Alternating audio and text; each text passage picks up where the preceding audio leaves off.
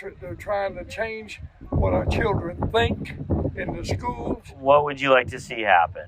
I'd like to get back like it was in the 60s. Now, what's worth noting is back in the 50s and 60s, when people say it was great then, that was also before there was a labor surplus, right? The definition of late stage capitalism is when we have a labor surplus.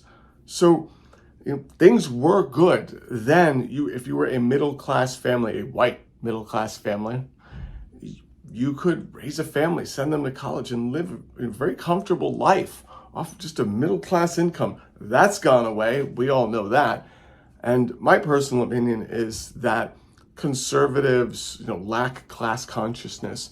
They don't have capitalism as their boogeyman. So it's like they're just feeling around in the dark, and they just misplace their anger and grab onto culture war nonsense, because there's no class consciousness. We've got to ask the question, how did we get here? Late stage capitalism. We go from crisis to crisis. Afghanistan, Ukraine, inflation, baby formula, bank runs. This wasn't happening during the 4 years of President Trump. It's happening now, and they want the narrative to be Biden saved the day.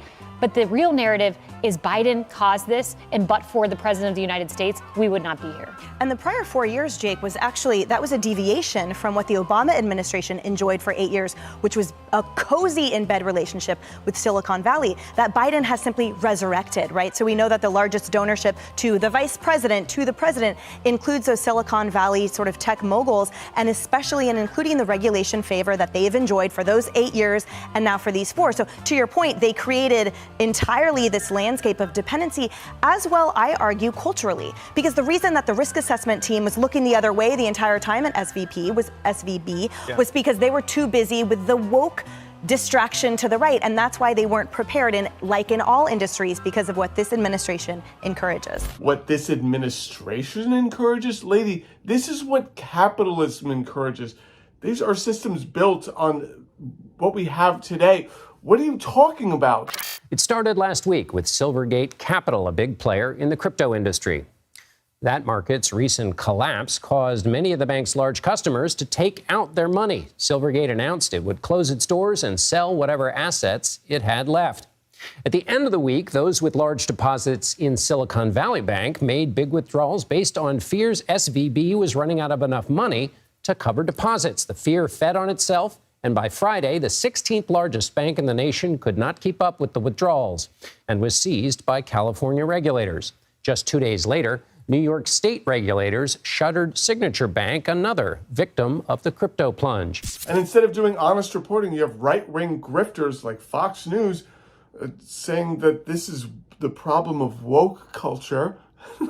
And then you have them saying, what would fix this? More capitalism.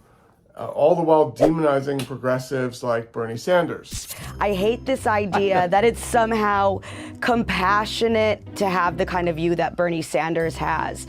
It's compassionate to maybe give people money. It's not compassionate to take people's money and then redistribute it because you believe that you know better how to spend it. That's not compassionate. That's being arrogant. And it's just a fact that capitalism has lifted more people out of poverty, market-based systems than any other system in the history of the world. So the capitalist view actually is the compassionate one. You really have to admire Kat Timpf and her mental gymnastics, labeling capitalism as compassionate. They're constantly going on about hate, how they're against hate, and we've got to stop hate and hate speech. It's in the title of his book. It's okay to hate capitalism. Apparently it's fine to hate as long as it's the right enemies.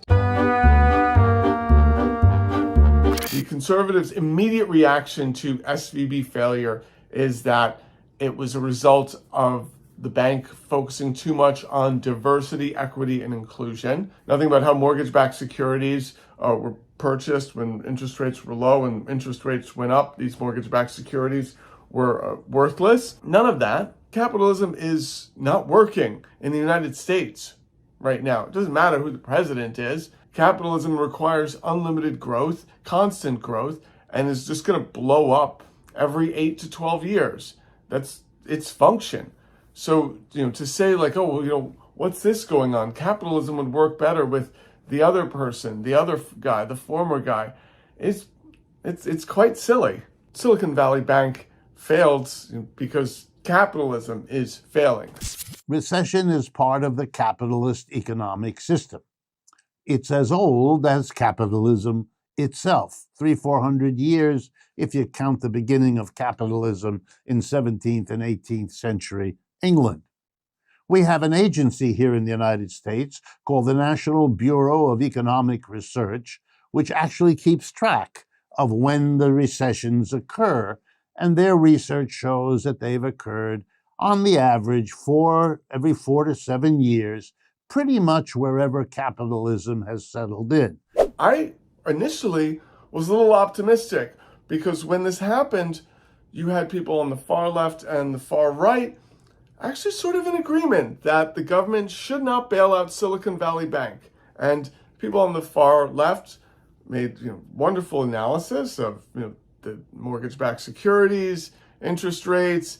They took risky bets, and we shouldn't be privatizing the gains and socializing the losses. Totally valid. But the right wing saying, oh, the government should not intervene and bail them out because they failed because they were too woke. That's right. They failed because they were too woke and they spent too much time on diversity, equity, and inclusion.